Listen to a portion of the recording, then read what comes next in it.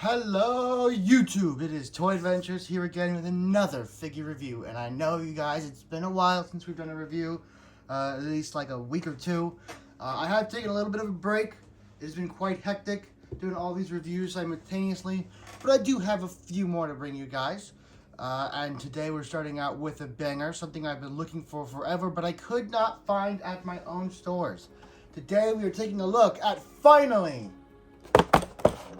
the Jurassic World Dominion Extreme Damage Allosaurus. Now, I could have not obtained this without the help of Nostalgicadam. I'm sure some of you guys know him on Instagram. He also has a YouTube account. I'll try to have it linked in the description below. Huge thanks to him. This would have not been possible without his help. Where he lives, he managed to find it. I've been looking day in, day out, day after day, checking the stock in a 50-mile radius of where I live to try and find this thing at any Walmart, because if you guys didn't know, this is a Walmart exclusive, which makes finding it all the more hard. So 50-mile radius, nothing. Southern California is bone dry with Allosauruses. So big thanks to Nostalgicadam. You really helped me out here, and now we can take a look at this behemoth. Now, I'm sure you guys heard a lot of things about this thing being huge, and it is quite true. We will compare it to the original Allosauruses that Mattel has given us, but needless to say, they have given us no, get that out of here, definitely the best Allosaurus we have gotten to date. Now, that will probably be changed once the Amber or the Hammond Collection one is eventually made, but that's probably really far down the line, and what we have now is going to be satisfactory. I can already tell looking at it. Usually the extreme damage line is the way to go. So, with that all being said, let's start with the review and take a look at the box first and foremost. So, as you can see, this isn't our standard Mattel Dominion packaging. It is a Dominion toy, but for the extreme damage, they went for a more sunset, warm orange, yellows, reds, instead of the dark blues, nighttime feel of the standard Dominion packaging. So they really differentiate themselves from the standard Dominion line, because this is the extreme damage, so they need to kind of differentiate that. I really like this one, although I think it's a little too, it blends in a little bit too much with the older packagings. So I mean, the Dominion one, the mainline Dominion one, is just so great and so nice and eye-catching that this one is nice, but it's not quite as nice. I do appreciate the sunset look in the back. It is very pretty. And you still have the fences right here and the car. From what I can see, it's actually the same background, just a hue flip, different colors and different time of day. But you still have the car, the road, the fence, everything that you would see in the regular Dominion packaging. So, taking a look here at the back, it just shows you what else we have in the line. I do have the Dimetrodon to review. I didn't really find these two as important. I probably should get the Allosaurus. I don't know how to say that one. And the Raptor does look nice, but I can't justify buying another Velociraptor. I'll probably get it eventually, because I actually really do like the color scheme on it.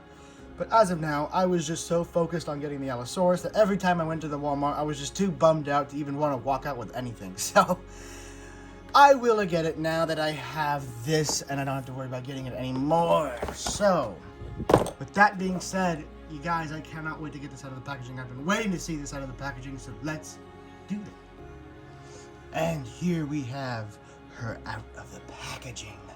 And essentially, what this is just a bigger version of the Allosaurus we've already been getting, and those have been good, so this is even better. I'm always hyped when they redo a dinosaur in a better scale.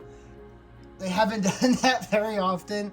I'm looking at you, Triceratops! But they seem to have done it here.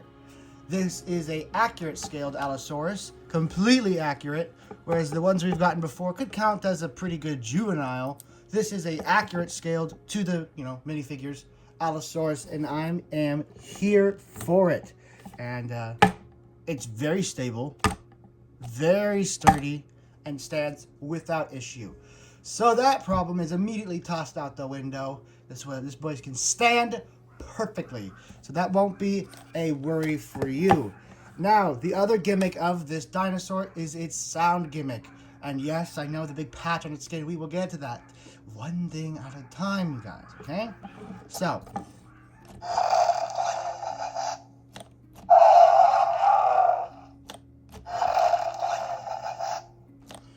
once again, we get the wrong sounds for the wrong dinosaur.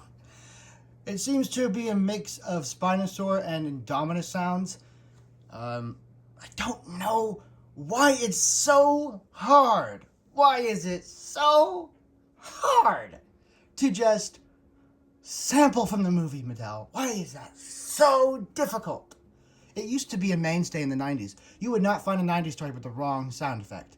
This is like those cheap Godzilla toys or dinosaur toys you find that have the Godzilla roar. They all have the Godzilla roar. And those are made for like pennies on the dollar. And they sell for pennies on the dollar. This is a $30 toy from a super popular franchise. You could not have gotten the right roar for a big, expensive toy. This is not a roar. This is a mainstay, you know, eye grabber piece. This is your big, medium, bigger dinosaur. But you can still give it the wrong sounds. Like I said, for most of the Mattel line, the best option to do with the electronic ones, if you're not, a kid and you're not enjoying them yourself, is to just take the batteries out. They are quite useless, and they're the wrong sound anyway. They're not gonna, it's not like you're getting the cool dinosaur roar. You're getting a completely different creature's roar. And, for those of you that watch the movies and are big into them, that really irks you. Just like it irks me. So, the gimmick is cool. Don't get me wrong. I love the mouth opening gimmick. I love when they do that because they always put the button way back here, so it makes it easy to do it on camera. So, I'm happy with this. The sound is wrong, but I'm going to take the batteries out, so it's really not going to affect me personally. It just bugs me that they didn't do what would be so easy. It'd be like maybe a couple hours of work to get that sound file correct. Maybe if you're slow.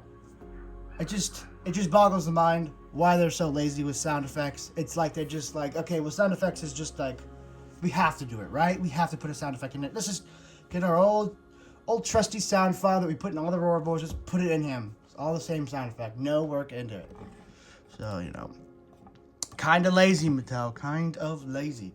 But nothing else on this figure is lazy. Really, it's just the sound effects. Let's take a look at the action gimmick.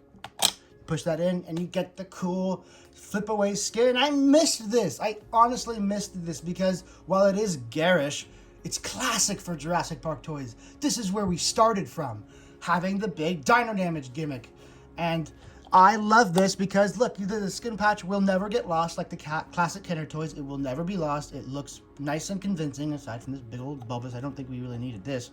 But, it won't get lost, and it is perfectly in line with the classic toys, with the extreme violent dino damage.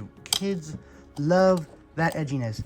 Now, you can also pull the rib cage up. I don't know why you'd want to do that. Your Allosaurus is effectively dead as hell now. But I guess that goes for all dino damage. So you do get a nice rubbery guts inside. One thing that might have been cool is if you pour a little bit of fake blood in there just to make it look a little bit more gory. Then you just flip that up and Allosaurus is fine again. So there's the extreme damage part of it. Cool. I wonder if we're going to get a remold of this where it's like in a different line and they seal this up and they give it a different action gimmick. If they do, I'm probably going to still like this one more because I can already see that they're going to give it some kind of crazy action gimmick that is kind of unsightly. Now, here it is, the unsightly pull tab, the killer of what could be possibly perfect dinosaur toys. There is his little gimmick. Come on, Mattel. Really? On the back of the head. I'm not going to complain about it anymore. I complained about it too much. So, as for articulation, you really only have the jaw, and it really only opens about this far. It opens at the bottom jaw about that far, and then you can push the head up. So it's both working in tandem. To make that, of course, the arms, you have the full rotation and in and out. Very cool. And of course, the legs are on a ratcheted kind of joint. It locks in there, locks there, locks there. So very cool. And of course, the tail is on a rotation. It's on a ball joint, kind of. So, that is pretty much it for the articulation. Detail-wise, we're kind of going out of order here. Let's go ahead and take a look at the detail because this is, of course, a brand new sculpt and it is a very good one. So just taking a look up here at the head, this is obviously the best part. You can see each and every individual scale on this guy's head. And the camera's not really picking it up too well, but this is a very beautiful matte coloring on this creature. Very nice, very official looking. Kind of the same vibe I got with the young Allosaurus, where the sculpt on it was just gnarly and the paint was complementing that to a degree. I mean, Mattel paint jobs are usually pretty bare bones, but this one I think really does help since it is a movie color scheme. And I'll just let you guys have that look. I mean, especially down here or up here on the spine. This is where the sculpt really goes nuts. All those just little osteoderms all over the back of this thing. Super, super cool. This thing is detailed. It has the gimmicks. Now let's see how big it is. All right, starting us off, you guys already knew what we had to do first, and that is compare our brand new Allosaurus to the Allosauruses we've gotten so far. These are the main two ones. You have your original Fallen Kingdom movie release and the Battle at Big Rock release. Now, when we first got this, it's been quite an evolution of the Allosaurus. This boy is quite terrible looking, and we can fully and heartedly admit that now. He is quite terrible looking. Everything down from his gummy looking teeth, which admittedly the new ones do still have, all the way down to this weird crust that doesn't really do what it's supposed to. It doesn't really look the way it's supposed to. Just a kind of a goofy boy all around. A solid goofy boy, a goof. Maybe a romp. Looking a little goofy. But then we got a big upgrade when Battle of Big Rock was announced. In fact, I don't even think we got an announcement for this toy. I remember one day just showing up as someone found it at Walmart, which is pretty nuts. And this is a definite improvement. Huge improvement from our previous sculpt. As you can see, it looks much more ferocious, much better sculpted, although here in the body it is oddly smooth and very simple. So still not a perfect Allosaurus, and of course it's too small. Still much too small, especially for how big they were in Battle at Big Rock. This just isn't gonna work. But Mattel knew that. They know it for the Triceratops, but they still haven't acted on it. And this guy can hardly stand. Hardly stand at all. One thing all these guys do share, though, is the feet. Look at the feet. Notice the placement of them is pretty much the same. Like this foot right here is always this squanched down kind of look where it is the front step. And it is the same on this one, although the back one is also a little squanched. So the feet do look a little strange, a little odd, but it's okay. At least on this specific one, it really helps it stand. And of course, we can move these guys to the side because they're not relevant anymore. Human. Look at how it scales with a human. This is how an Allosaurus should look. Very, very nice. The Amber collection must be at least this big. It must be this big. There is not a single step back. You hear me? Not a single step back. Only forward. Okay? I wouldn't say make it bigger. This is how big an Allosaurus should be. Don't make it bigger. Just make it this size. This is the perfect size. Now, of course, we have to compare Allosaurus to her natural adversary. So how does it scale in with the Stegosaurus? Beautifully. Look at that. Any dinosaur nerd is complete to have an accurate Allosaurus to go with their more or less accurate Stegosaurus.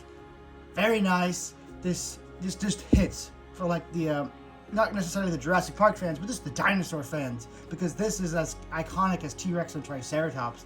And now we have one that doesn't look like it's about to get whooped. I mean, come on, dude. Who's buying this fight? Who's buying that this guy is somehow going to beat, you know? it's just nice to finally have that little primal urge completed. Now we just need this same treatment for the Triceratops. Come on, Mattel, make a extreme damage Triceratops and get us something big. That's what we want. We've been begging for a big Triceratops. We have the reveal for the Amber Collection one, but we don't know how big that one is as of yet. We haven't seen a scale. So, one more comparison for this big old girl, and that is the T-Rex. So this fits in very nicely. This is about how big a T-Rex should be compared to an Allosaurus. I'm very happy with this. I would compare it to the Nostalgicadam, but I can't quite find it right now. I'll go ahead and look a little bit more because I know that is another important one because of Battle at Big Rock. So I'll go look at that. Probably get the Carnotaurus too, just so we can do some 2 last-second comparisons. All right, so I managed to find it. And wow, now that we look back at this, Nostalgicadam was kind of small. And again, that has been a constant for all of the ceratopsians. They really haven't done these dinosaurs justice yet. But here's the comparison. I still feel it's a little off just because the Nostalgicadam feels like a little small this time. I could be wrong. It just kind of like how it feels. But still, it's nice to have these two together, right? All right, and finally, for this new movie relevance sake, here she is compared to the Carnotaurus. Weird, we haven't gotten a full-scale demon Carnotaurus yet. Where is that, Mattel? And when you do make it, if you do incline to be so based, please make it an extreme damage.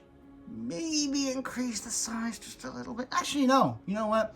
Now that we're looking at this together, these still fit together quite nicely. The Carnotaurus maybe like not quite the body mass as the Allosaurus has, but I think that fits the Carnotaurus in general.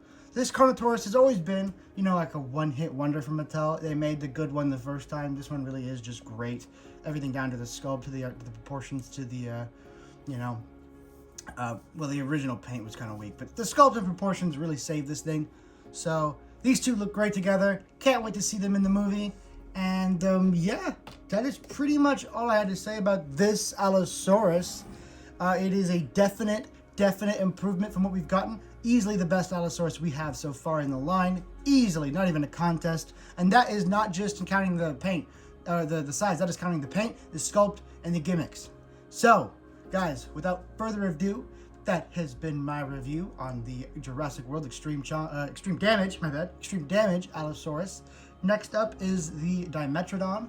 Not going to be a crazy review, but it is still going to be interesting to take a look at.